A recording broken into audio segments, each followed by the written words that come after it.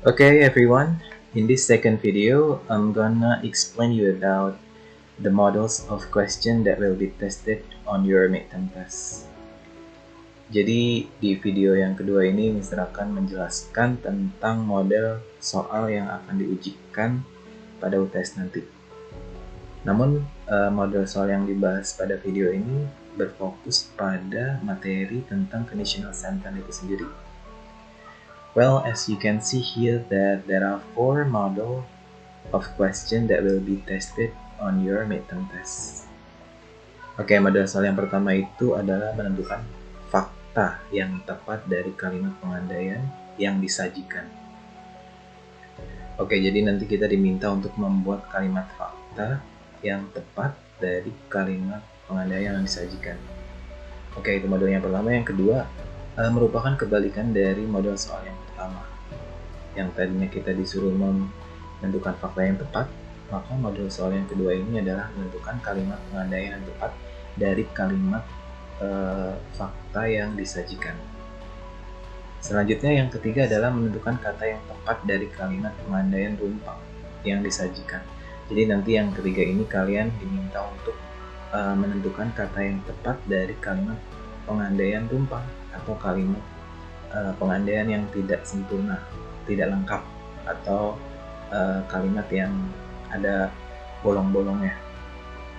Dan yang keempat mirip dengan yang ketiga, yaitu sama-sama mencari menentukan klausa kalau yang keempat. Kalau yang ketiga ini kata. Jadi bedanya hanya di klausa dan kata.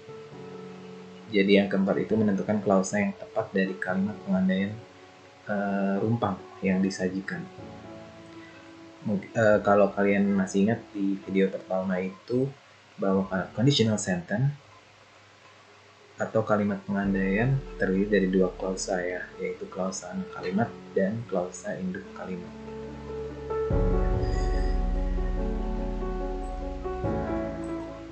Oke, ini adalah model soal 1 atau yang pertama, yaitu menentukan kalimat fakta yang tepat dari kalimat pengandaian yang disajikan.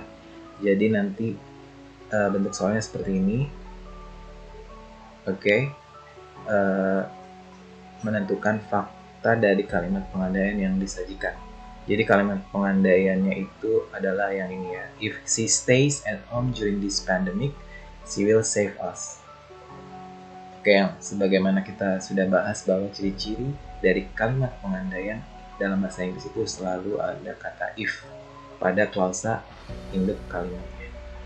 Oke, yang perlu kalian ingat jika menjumpai soal seperti ini di tes besok adalah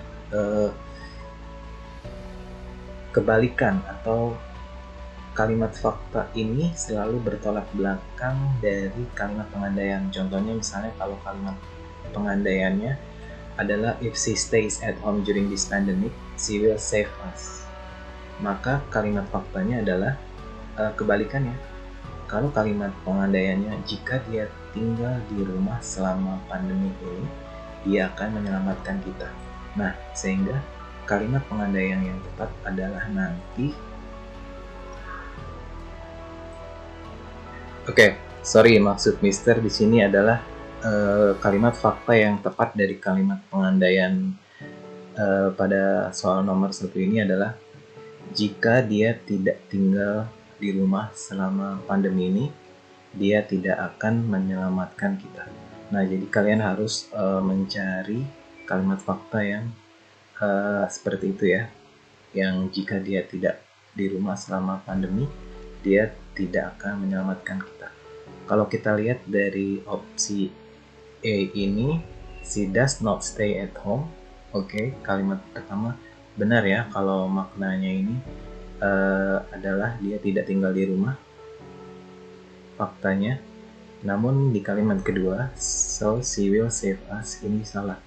Karena seharusnya she will not save us atau she won't save us. Berarti opsi A ini tidak benar. Oke, kalau yang B itu she stays at home. Nah, dari sini saja sudah salah. She stays at home kan sama dengan kalimat pengandaian. Sedangkan konsepnya kalimat fakta itu selalu bertolak belakang kepada kalimat pengandaian. Berarti yang B salah. Nah, kalau yang C sudah ketahuan salah, maka juga kita ignore atau kita abaikan saja untuk mempersingkat waktu ujian. Jadi kan besok kalian diberi waktu cukup singkat ya, maka kita diperlukan trik-trik khusus untuk menjawab soal. Oke, yang D, she does not stay at home. Oke, ini benar sesuai kalimat faktanya terhadap kalimat pengandaian ini. Kita lihat lagi yang kalimat kedua, so she won't save us. Nah, ini juga benar ya, jadi make sense nih antara kalimat pertama sama kedua kalimat faktanya. Oke, jadi bisa jadi yang D jawabannya, namun kita cek dulu yang I. Yang I itu she does not stays at home. Nah, kalau di sini sudah salah nih. Stays itu tidak boleh menggunakan S di kalimat negatif. Ya, berarti untuk model soal pertama ini jawabannya adalah yang D ya. The answer is D. Okay, now let's move on to the question number 2, atau kita pindah ke model soal nomor 2 yang merupakan kebalikan dari model soal pertama. Kalau yang pertama tadi kita diminta untuk menentukan kalimat fakta dari kalimat pengandaian yang sesuai, maka di model soal kedua ini kalian diminta menentukan kalimat conditional sentence yang sesuai, the appropriate conditional sentence dari fakta yang disajikan. Oke, ingat konsepnya adalah kalimat pengandaian itu selalu berlawanan dengan kalimat fakta. Kita lihat di sini kalimat faktanya adalah I didn't stay at home during this pandemic, so I wouldn't save you. Oke, di sini artinya saya tidak tinggal di rumah selama pandemi ini, sehingga saya tidak akan menyelamatkan kamu. Berarti nanti yang di kalimat conditionalnya itu kita cari yang maknanya I stay ya, if I stay. Oke, yang positif bukan yang negatif. Kalau kita lihat di option ini yang negatif ada pada opsi A, yaitu wouldn't. Oke, terus juga tidak ada hanya di A ya. Yang B juga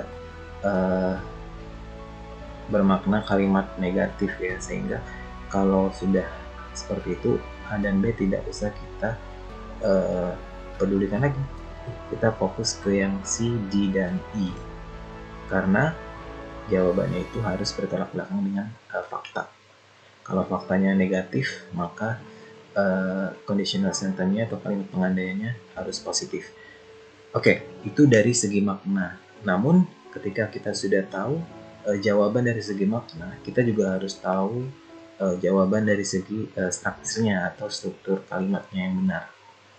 Oke, jadi di sini kan kalimat faktanya berbentuk dalam tenses past tense. Maka kalau dalam bentuk tenses past tense, kalimat pengandaian yang akan yang benar itu harus dalam bentuk conditional sentence type ketiga.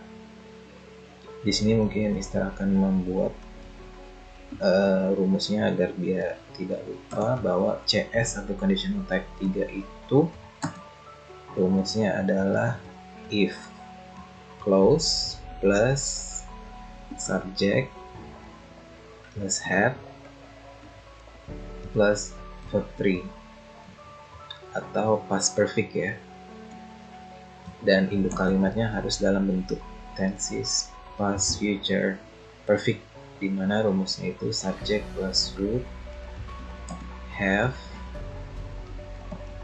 plus verb 3. Oke, jadi setelah kita tahu strukturnya, kita cek kira-kira yang memenuhi unsur struktur ini yang mana. Kalau jawabannya yang C, if I had stayed, ini salah ya, karena dia setelah had harus verb 3. Berarti bukan C. Kalau yang D, if I had stayed at home during pandemic, oke, ini bisa nih. Namun kita lihat apakah benar struktur untuk induk kalimatnya I would have saved you, ternyata salah, yaitu di save. Save ini harus verb 3 ya. Oke, kita lihat yang E, if I had stayed at home during this pandemic, oke, ini benar. Dan induk kalimatnya I would have saved you, oke, ini juga benar. Baik secara struktur maupun secara maknanya. Sehingga untuk nomor 2 ini jawabannya adalah yang the answer is E. Okay, that's it. Now let's move on to the question number 3.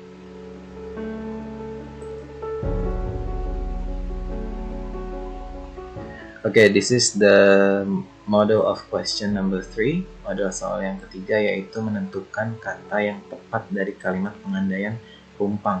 Nah, tadi kan rumpang dikatakan bahwa kalimatnya tidak sempurna atau ada yang bolong ya. Oke, di sini yang perlu kalian tahu adalah konsep dari conditional sentence itu sendiri. Kalian harus tahu struktur conditional sentence type 1, type 2, dan type 3. Oke, kalau kita lihat nomor 3 ini, kalimat penggantiannya adalah if coronavirus 19 bla bla bla bla from Indonesia, I would visit Singapore. Nah, di sini yang rumpang atau yang bolong adalah anak kalimat, sedangkan induknya lengkap ya, yaitu I would visit Singapore. Nah, kalau kalian lihat di video pertama, yang menggunakan would ini adalah conditional sentence type kedua atau yang 99% unlikely happen, sehingga nanti induk anak kalimatnya harus dalam bentuk tenses past tense atau subject plus verb to ya. Oke, jadi di sini verbnya harus verb to. Kata kerjanya disappeared. Kita lihat verb to dari disappear adalah disappeared. Kalau yang A tentu bukan. Yang B bisa ya, ini kita lihat dulu. Kalau yang C salah karena ada have. Yang D tidak boleh menggunakan would karena past tense itu subject plus verb to. Dan yang E, will disappear, ini bukan past tense tapi future. Jadi jawaban yang tepat untuk modul soal 3 ini adalah yang B ya. The answer is B. Oke, jadi kita harus tahu dulu ini jenis conditional sentence type keberapa, baru kita bisa menentukan yang bolong itu nanti kata yang sesuai adalah kata apa. Okay, now let's move on to the model of question number 4.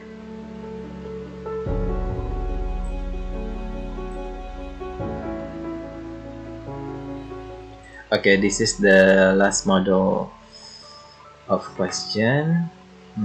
Yang tadi kita menentukan kata, sekarang menentukan klausa. Jadi agak panjang nih klausa yang terdiri dari subject dan verb. Oke, di sini ingat bahwa kita lihat, harus tahu dulu nih, they will study from home if bla bla bla bla. Nah, kalau kita lihat di sini kalimat pengandaiannya adalah kalimat pengandaian tipe pertama. Karena dia they will study from home merupakan induk kalimat yang bentuknya simple future ya, karena ada will. Sehingga nanti yang bolong ini anak kalimatnya harus dalam bentuk tenses simple present. Masih ingat kan ya, simple present itu strukturnya seperti apa, yaitu subject plus verb 1 plus s or es. Nah, lihat saja langsung. Subject di sini subjeknya this pandemic. Cause ini adalah verb to, berarti bukan yang A ya. Kalau yang B juga bukan karena ada have. Sedangkan di sini harus present tense, subject plus verb 2 plus subject plus verb 1 plus s. Yang C juga bukan karena dia ada didn't.